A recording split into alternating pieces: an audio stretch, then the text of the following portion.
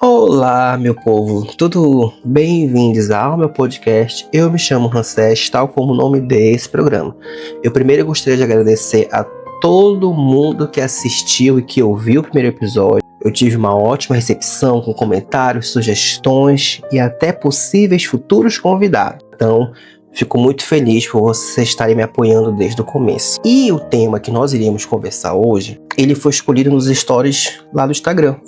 Então, se tu queres também participar dessa conversa, escolher sobre o que a gente vai conversar em cada episódio, vai lá no Instagram, @Ramsés com H, e me segue pra gente escolher em conjunto sobre o que a gente vai falar. Curiosamente, o tema que venceu foi o fetiche misógino de Lars von Trier. Admito que eu fiquei um pouco assustado as pessoas quererem ouvir e conversar sobre esse cão em forma de cineasta. Primeiro, a gente precisa falar quem é o Lars von Trier. Ele é um cineasta dinamarquês, nascido em 56. Ele é cofundador de um movimento chamado Dogma 95. Ele fundou junto com Thomas Vinterberg. Basicamente, é um movimento que nasceu como um manifesto contra Hollywood, tentando resgatar a pureza do cinema, e a gente vai perceber que durante a vida do von Trier, ele gosta muito desse termo da pureza, ele gosta muito de purificar as coisas, de uma forma bem doentia, por sinal. E esse movimento, ele tinha um conjunto de regras chamado Voto da Castidade, do qual você não poderia fazer filmes com efeitos especiais, iluminação artificial, trilha sonora externa, ou seja, a ideia era fazer um filme totalmente cru. Só você, a câmera e o que estivesse ao seu redor. O que foi um movimento que ele mesmo quebrou as regras em pouco tempo depois, uma vez que ele tem essa necessidade de provocar. E, por falar em provocar, a gente tem aqui algumas polêmicas mais conhecidas do cineasta, como no Festival de Cannes de 2011, do qual em uma coletiva ele fala que ele entendia o Hitler, e ainda fez piadas com o nazismo, o que fez ele ser declarado como uma pessoa não grata pelo festival. E aí tu pensas, uma pessoa que tem a pachorra de falar que entendia um dos maiores ditadores e assassinos do planeta, esse homem ele deve ter muitos problemas psicológicos, muitos mesmo. E ele adora nas entrevistas se autoproclamar como o melhor de todo mundo, ele adora performar uma arrogância, e ao mesmo tempo que ele é arrogante, ele também tenta se mostrar como uma pessoa vulnerável, uma vez que ele já falou abertamente que ele tem vários estados de depressão profunda e que ele gosta de criar os filmes dele enquanto ele está nesse processo de depressão. Inclusive, o Anticristo nasce desses momentos, o que pode explicar aquela cena doentia de um casal fazendo sexo enquanto uma criança vai encontrar o chão, vai encontrar Jesus. Nada explica aquela cena. E é mais doentio pensar que tem pessoas que falam que gostam de assistir Anticristo porque acham um filme excitante, parece um filme pornô. Eu não sei se as pessoas que falaram isso, elas não conheciam os X-vídeos, ou elas realmente são perturbadas e doentes que nem o Lars von Trier, porque não faz o menor sentido essa loucura.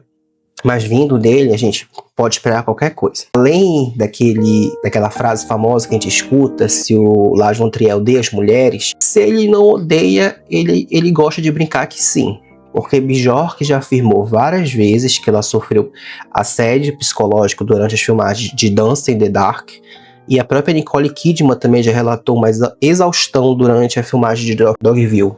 Ou seja, isso aqui é só um background que ele é um diretor que acumula acusação de abuso, exploração e um sadismo criativo, se é que a gente pode usar esse termo. E agora eu quero trazer alguns filmes que para mim são muito explícitos os exemplos de misoginia. Eu não vou falar aqui de Melancolia, que pra mim, eu acho que Melancolia ele talvez seja dos filmes mais normais, entre muitas aspas, do Lars von Trier. Eu acho que esse é um dos poucos filmes que a gente não vê tantas coisas doentias, embora ainda tenhamos. Mas comparado a essa lista que eu vou trazer aqui, que a gente vai conversar sobre ela, eu sinto que Melancolia ela passa batido. Anticristo. A gente já falou que foi criado durante uma crise de depressão. E o filme, ele basicamente é um casal que vai sofrer o luto depois da perda do filho, do qual a culpa cai em cima da mulher, sendo que ambos estavam fazendo a mesma coisa. Se ambos estavam transando um com o outro, a culpa é dos dois. Mas a culpa, ela vai pra cima da personagem feminina, do qual ela vai sentir dor, ela vai sentir mutilação, vai fazer mutilação, vai ser punida sexualmente. Nós temos uma cena icônica, que é a cena da automutilação genital, que aquilo, pra mim, escancara demais o tabu do corpo feminino. A gente também tem uma cena lá, né, que ela prejudica o órgão genital do seu marido, mas comparado com o que essa mulher passa no filme, o que acontece com ele é fichinha, né? Então, assim, pra mim, a gente consegue interpretar que o filme todo é sadismo puro, que o filme todo é ele falando que quando uma criança morre, a culpa é sempre da mãe, independente do que o pai estiver fazendo, a culpa vai ser da mulher. Ninfomaníaca, que pra mim é um dos piores filmes que esse homem já fez na vida. Eu lembro que eu estava saindo da faculdade quando esse filme foi lançado. Eu lembro de algumas pessoas interpretarem esse filme como se fosse um grito feminista. E aí a gente precisa conversar. Eu não sei porque as pessoas imaginam aquilo como feminismo, porque a saga da Joy, né, da personagem principal, ela contando a vida sexual dela, ela mostrando como é bom ela ser uma mulher livre sexualmente, mas me parece que ela está sofrendo, mas me parece que ela está de alguma forma sendo castigada, porque ela não parece que ela é livre. Para mim parece que ela é escrava do desejo, porque a gente vê lá o sexo, a liberdade sexual dela, a sexualidade feminina no caso, como se fosse um vício, como se fosse uma doença, como se fosse algo a ser castigado, a ser controlado. Então, não consigo ver a Joy como se ela estivesse se divertindo. Para mim é como se ela estivesse como se fosse algo parecido com alcoolismo, com vícios em drogas. Ela não usa o sexo apenas pelo prazer, se é que ela não tem algum tipo de prazer. Ela usa o sexo para controlar, para ela ter algum tipo de válvula de escape, né? Para ela poder se descontrolar um pouco, para ela poder ter um grito de sair do mundo, né? É quase como se ela usasse o sexo como um medicamento, como se o sexo ajudasse ela a desassociar. É isso que eu sinto. E ele ainda teve a coragem de fazer parte 1, parte 2. Se você nunca viu Ninfomaníaca, não perca seu tempo, porque pra mim ele é daqueles filmes que tu assiste uma vez pra nunca mais. E se tu puder passar longe dele, melhor ainda, porque nada explica o motivo de fazer aquele filme. Eu fico imaginando quando ele vai vender essa ideia, a equipe de produção olhando e achando que era de bom tom fazer aquele filme. Eu fico um pouco assustado de como ele conseguiu convencer as pessoas que aquele filme fosse feito. E eu fico mais assustado com o elenco que participou, né? Que é um pouco assustador. É óbvio que tem um ator que deve ser muito amigo dele, né? Que é o Dafoe, o Willem Dafoe, que qualquer filme que o Von Trier puder colocar ele, vai colocar.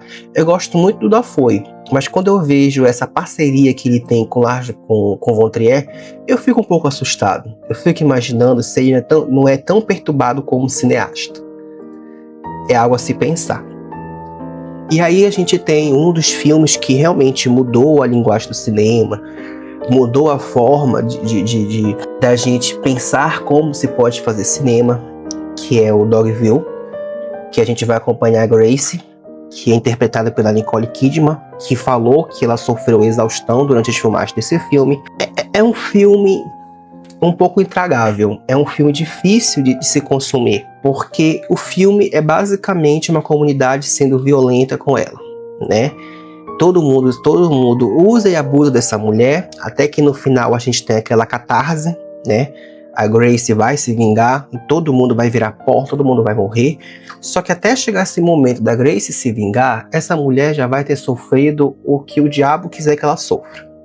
Então, mais uma vez, terceiro filme que a gente está falando do Von Trier, é o terceiro filme que as suas protagonistas precisam passar por maus bocados, assim. Toda personagem feminina dele, toda protagonista feminina dele precisa sofrer. E agora um dos casos que pra mim é mais explícito esse ódio que ele tem contra as mulheres, né? Dança in the Dark, protagonizado pela Bjork, que já relatou diversas vezes o trauma que ela tem com o diretor. O personagem da Bjork é a Selma, que é uma imigrante pobre e cega, e que sofre uma injustiça até seu limite. Ela é condenada e enforcada. O filme vai fazer dela como uma deusa, né? Ela vai ser protagonista de uma grande causa. O problema é que até chegar nesse momento que essa mulher vai ter seu ponto de redenção, na verdade nem ponto de redenção, né? O seu ponto de aclamação, ela vai passar pelo verdadeiro espetáculo do sofrimento. E aí a gente pega os 4 filmes que as protagonistas, de alguma forma, no final, ou se vingam, ou são aclamadas, ou são libertadas, ou tem um pouco de paz. Só que o problema é que durante 1h30, 2 horas, depende de cada filme, essas personagens vão sofrer bastante, vão sofrer demais. E a gente só vê esse sofrimento nos personagens femininos. Tudo bem que ali no Anticristo, o personagem masculino protagonista, feito pelo Dafoe, ele ainda tem ali uma curva de sofrimento, mas nada se compara ao que a mulher dele sofre durante o filme, né? Infelizmente, a gente sabe que o Lars von Trier não é o único diretor que pratica e romantiza a misoginia, né? Isso, infelizmente, é muito comum com outros diretores. O Hitchcock adorava aterrorizar suas atrizes nos bastidores, e vários outros diretores que também usa a violência de maneira suavizada ou até mascarada. A diferença é que o Von Trier, ele não suaviza. Ele gosta de escancarar, jogar na nossa cara, sem anestesia. E eu acho que é por isso que ele causa uma maior repulsa do que outros diretores. Ele não tem vergonha de fazer o que ele faz. Ele não acha que é errado ele praticar o que ele pratica. Uma vez que ele fala que ele é o melhor diretor do mundo, porque pra ele tá fazendo a coisa certa. Eu não consigo gostar dos filmes do Von Trier. Nenhum. Não consigo mesmo. Por mais que a gente tenha ali Dogville, né, que mudou a forma de se fazer cinema de alguma forma, em alguma instância, não vale a pena. Ninfomaníaca, horroroso. Dança in the Dark, eu vi só uma vez e eu achei o filme muito ruim, justamente por aquele incômodo do que a Bjork passa. E o Anticristo, sendo bem sincero, eu já assisti 2 vezes, porque a primeira eu assisti na faculdade, então eu assisti muito rápido, assim. A segunda, eu tive certeza que é um filme muito ruim. Não consigo... Eu realmente não consigo gostar, né? E por aqueles motivos que eu já falei anteriormente. Agora a pergunta que fica: e tu?